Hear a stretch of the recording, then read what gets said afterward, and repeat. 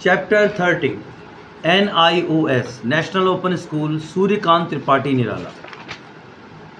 वह तोड़ती पत्थर देखा उसे मैंने इलाहाबाद के पथ पर, वह तोड़ती पत्थर। कोई न छायादार पेड़ वह जिसके तले बैठी हुई स्वीकार, शाम तन भरा बंधा यौवन, नत नैन प्रिय कर्मरत मन, गुरु हथौड़ा हाथ करती बार बार प्रहार, सामने तरु मालिका अटालिका प्रकार। ये पहला स्टेंजा था।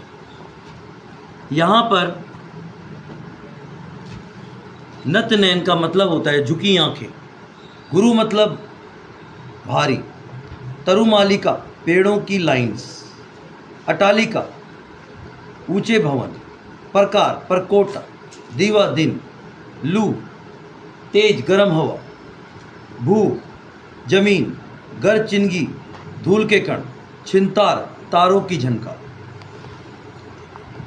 सुघर सुडोल शिकर पसीने की बूंदे, तम अंधकार, गहन गहरा, मधु आनंद, मुक्ता चुपी, स्वच्छंद स्वतंत्र, पतनाघात गिरना, निर्द्वंद तनाव स्थिर। यहाँ पर कवि सूर्यकांत त्रिपाठी निराला जी यहाँ पर एक श्रमिक नारी पर कुछ अपना संदेश कहना चाहते हैं कि एक मजदूरनी है, वो सड़क के किनारे पत्थर तोड़ रही है। कवि ने उसे इलाहाबाद की किसी सड़क पर काम करते देखा, उसी का चित्र उन्होंने यहाँ खींचा है और उसी पर विश्लेषण किया है। इलाहाबाद की किसी सड़क पर किसी काम में लगी एक मजदूरनी को देखकर निराला जी ने लिखा, वह जहाँ काम में बैठी है, जहाँ बैठी काम में लगी हुई है, वहाँ कोई पेड़ भी नहीं है, ना कोई छाया है जो उसे गर्मी से बचा सके। मई जून का महीना है, पर उसे इस कंडीशन से कोई शिकायत नहीं है। वह हर स्थिति से निपटने को तैयार है, क्योंकि उसे पता है कि मैं काम करूंगी, मेरा हथौड़ा चलेगा, ईंट टूटेंगे, पैसे आएंगे, मेरे बच्चों को शाम को दूध और रोटी मिलेगी। जब कठिन मेहनत करनी है तो विपरीत परिस्थितियों की से क्या डरना। यहाँ पर निराला जी की दृष्टि पहले मजदूरनी के शारीरिक रूप सौंदर्य की ओर जाती है। उसका शरीर सांवला है, क्योंकि धूप में काम करने वाले मजदूरों का रंग धूप में सांवला पड़ जाता है। वह युवती है, लगभग उसकी उम्र 25 साल की लग रही है और लगातार काम करने के कारण उसका शरीर मजबूत है। उसकी देह रचना सुडौल और सुघड़ है। वो अपने काम में पूरी एकाग्रता से तन मन से लगी हुई है। उसका मन काम में पूरी तरह से लगा हुआ है। हाथ में भारी हथौड़ा लेकर बार बार पत्थरों पर चोट कर रही है, उन्हें तोड़ रही है। कभी परिवेश की परस्पर विरोधी स्थिति का चित्रण कर रहा है। वह कहता है, जहाँ एक और मजदूरनी गर्मी में बिना छायाहीन पेड़ के नीचे काम कर रही है, वहीं उसके सामने बड़े बड़े अपार्टमेंट्स हैं, सुख सुविधा से झलक रहे हैं, एशिया लगी हुई हैं, बाग बगीचे हैं, मौज मस्ती आनंद ले रहे हैं। वहीं सुंदर सजावटी पेड़ों की लाइनें हैं, बड़े बड़े बंगले हैं, उसके चारों ओर सुंदर दीवारें हैं। वहाँ VIP लोगों की बस्ती है। ये लोग सुख सुविधाओं के बीच अपार्टमेंट्स से घिरे हुए बैठे हैं, अपने आसपास की परिस्थितियों से बेखबर अपने आप में सिमटे हुए, जबकि उन भवनों के निर्माण करने वालों को मौसम की मार से बचने की सुविधा नहीं है। यानी मजदूर ने पूरा देश बनाया, हर बिल्डिंग बनाई, पुल बनाए, लेकिन आज उनको 2 गज जगह नसीब भी नहीं होती आराम करने के लिए। इसीलिए हमारी सरकारें, क्योंकि हमारे देश के अंदर 70% लोग गाँव में रहते हैं, तो हमें सबसे पहले गाँव को बदलना है। तो आज हमारी जो मौजूदा सरकार है, मोदी सरकार, आज उन्होंने हर गांव में, इंडिया के कहते हैं 22 से 23 लाख गांव थे, जो मोदी जी ने हर गांव में रोड और बिजली फैलाई। हर गांव के अंदर नरेगा मनरेगा स्कीम को लॉन्च किया कि आपको 4 महीना काम मिलेगा, यानी 100 दिन काम मिलेगा, आपको 203 रुपये दिहाड़ी मिलेगी। इसके बाद उन्होंने फसल बीमा का उद्घाटन किया कि आपके खेत में पानी बरसे न बरसे, खेत में बाढ़ आ जाए, सारी फसल सूख जाए, आपको सारा हर्जाना, फसल बीमा का एक फॉर्म भर देना, आपको सारा हर्जाना, all of the penalty charges by the central government, आपको पूरा हर्जाना केंद्र सरकार देगी। इसके बाद जो आज की मौजूदा सरकार है, उन्होंने प्रधानमंत्री ऋण योजना लाया कि हर किसान को, हर मजदूर को 1 लाख रुपए लोन मिलेगा, ताकि आप अपने गांव में पशुपालन, मछली पालन, मुर्गी फार्म, परचून की दुकान, कपड़े की दुकान, चारे की कटिंग मशीन लगा सको, ताकि अपना जीवन यापन कर सको। आम के पेड़ लगा लो, जामुन के पेड़ लगा। 2.5 लाख रुपया सरकार मकान बनाने के लिए दे रही है, प्रधानमंत्री आवास योजना। आयुष्मान भारत कार्ड का लॉन्च किया गया, जिसमें एक गरीब आदमी 5 लाख का 1 साल में इलाज करा सकता है। मेडिकल इंश्योरेंस कि आप 5 लाख तक का इलाज 1 साल में गरीब आदमी करवा सकता है, ताकि अब गरीब आदमी मरेगा नहीं। 12वीं तक सर्व शिक्षा अभियान कि 12वीं तक जो पढ़ाई लिखाई है गाँव में, उसको फ्री कर दिया गया, फ्री ऑफ कॉस्ट, कि कपड़े मिलेंगे, किताबें मिलेंगी, खाना मिलेगा, ताकि देश का हर बच्चा पढ़ा लिखा बने। क्योंकि कहते हैं जिस देश के अंदर सबसे ज़्यादा पढ़े लिखे होंगे, वो देश वर्ल्ड की सबसे मजबूत कंट्री बनेगी। 1 रुपये किलो राशन मिलेगा।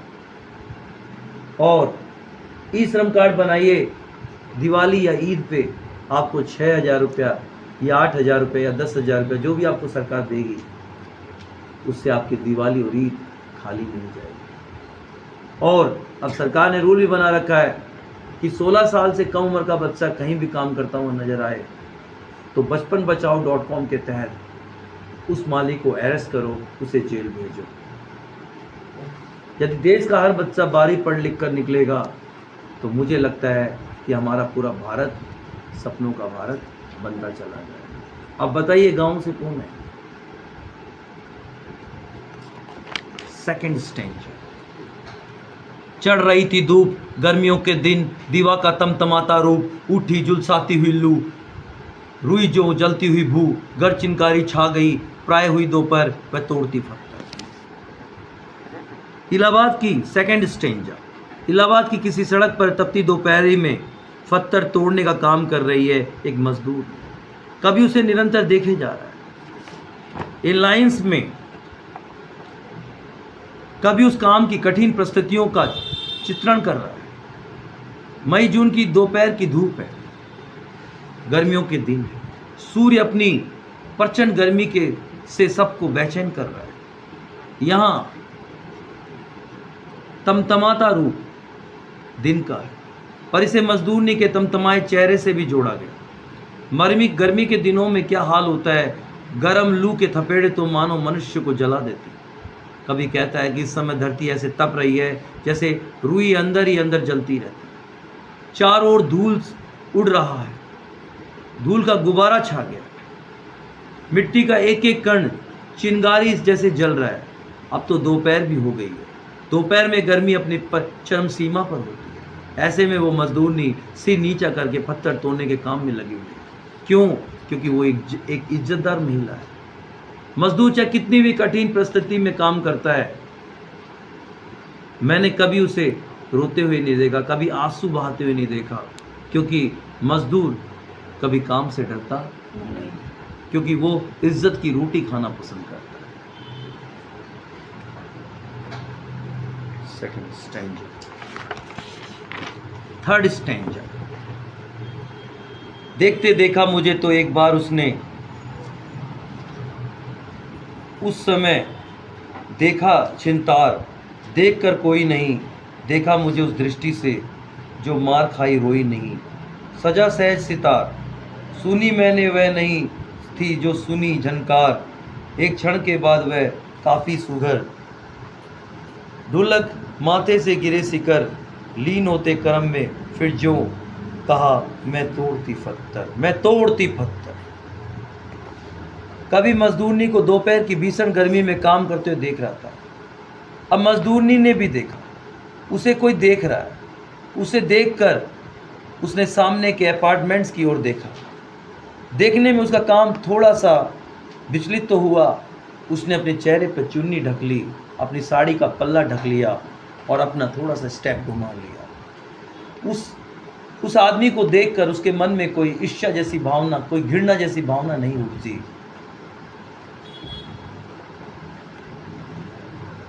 उसने कभी को ऐसी दृष्टि से देखा जिसने आंतक को सहा, पर रोकर कभी अपनी गरीबी प्रकट नहीं करी।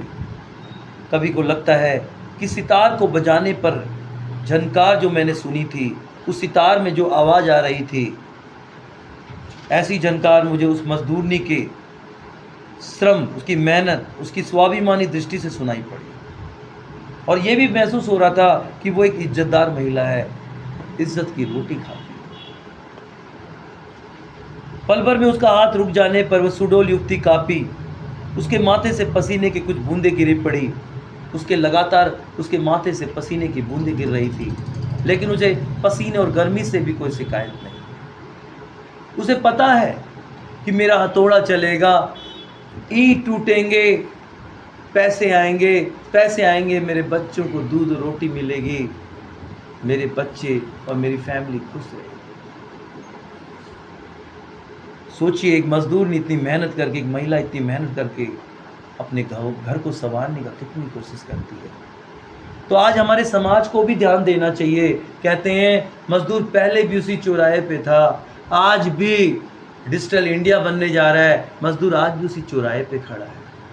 लेकिन मैं आज कहना चाहता हूँ अपनी भारत सरकार से भी कि अब मजदूरों का भी समय चेंज होना चाहिए। उनकी ज़िंदगी में रोशनी डालिए, क्योंकि मजदूर जो है वो हमारे देश की रीढ़ की हड्डी है। यदि मजदूर थम गया तो देश भी थम जाएगा। इसलिए सबसे पहले हमें किस पे रोशनी डालनी चाहिए? किस पे रोशनी डालनी चाहिए? मजदूर, क्योंकि मजदूर ही हमारे देश की रीढ़ की हड्डी है। वही हमारी फैक्ट्रियों को, मशीनों को, हमारे उद्योग धंधों को चलाता है। कहते हैं मजदूर रुक गया ना तो देश की लाइफ लाइन भी रुक जाएगी। और वो युक्ति कापी उसके हाथ में, वो फिर काम में लग गई।